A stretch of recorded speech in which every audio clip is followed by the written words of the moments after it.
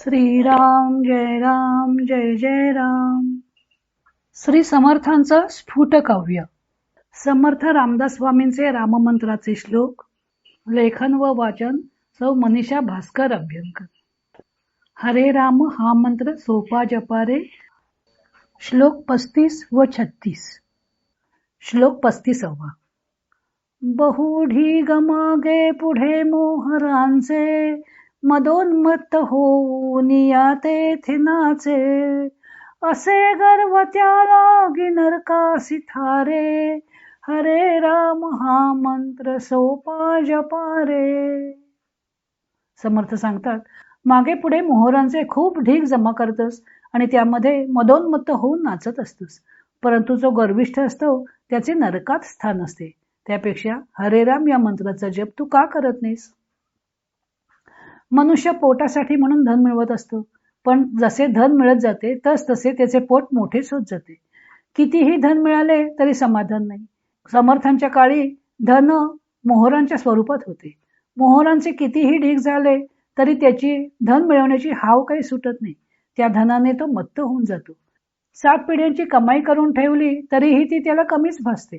अभिमानाने सर्व जगाला तुच्छ समजत असतो. मनुष्य जेव्हा धनाच्या अति मागे लागतो तेव्हा त्याचा सारासार विचार संपून जातो. मार्ग अमार्ग यांचा विवेक सुटतो. ध्येय फक्त एकच, खूप संपत्ती मिळवणे. पण त्याच्या हे लक्षात येत नाही की कितीही धन मिळवले तरी ते सर्व येथेच सोडून जावे लागणारे. एक ना एक दिवस यमाच्या दरबारी हजर व्हावे लागणारे. सर्व कर्मांचा झाडा द्यावा लागणारे. तेव्हा मग त्या कर्मांचे फळ भोगण्यासाठी नरक यातना भोगाव्या लागणार आहेत. तेव्हा शहाण्या माणसाने आधीच विवेक करून जन्ममृत्यूच्या फेऱ्यातून सुटण्याचा उपाय करावा. आणि तो उपाय म्हणजे नामस्मरण, रामनाम मंत्राचा जप. श्लोक 36. अलंकार मानी तनु सज्जवितो, मना दर्पणी पाहुनी रंजवितो. कळे ना जळे सर्पणी रूप तेरे, हरे राम हा मंत्र सोपा जपारे. समर्थ सांगतात, तू अलंकाराने आपला देह सजवतोस, आरशात आपले रूपडे पाहून आपलेच रंजन करून घेतोस, पण हे रूप एक दिवस सर्पणाच्या सहाय्यानं जळून जाणार आहे.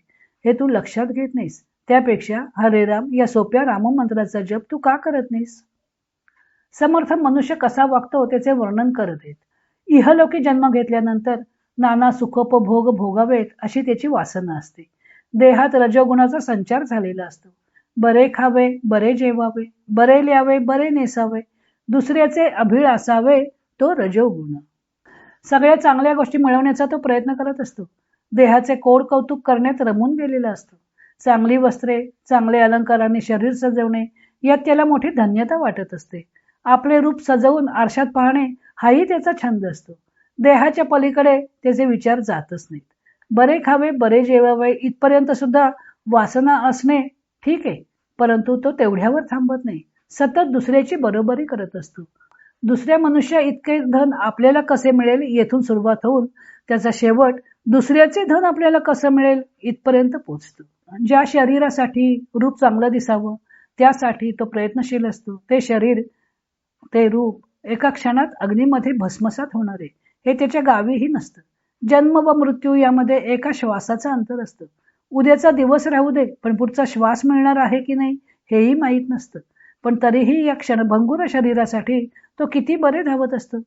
रात्रंदिवस या शरीराचीच काळजी. तरुणपणी सुंदर दिसणारे रूप म्हातारपणी राहत नाही.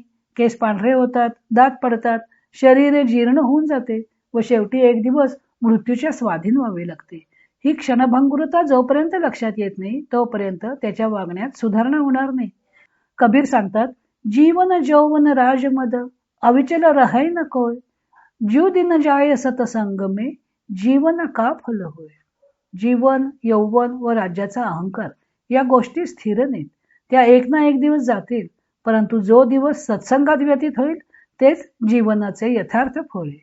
समर्थ सुद्धा परत परत जीवनाची क्षणभंगुरता नजरेस आणून देत आहेत व या संसारातून सुटण्यासाठी राममंत्राचा जप करण्यास सांगत आहेत.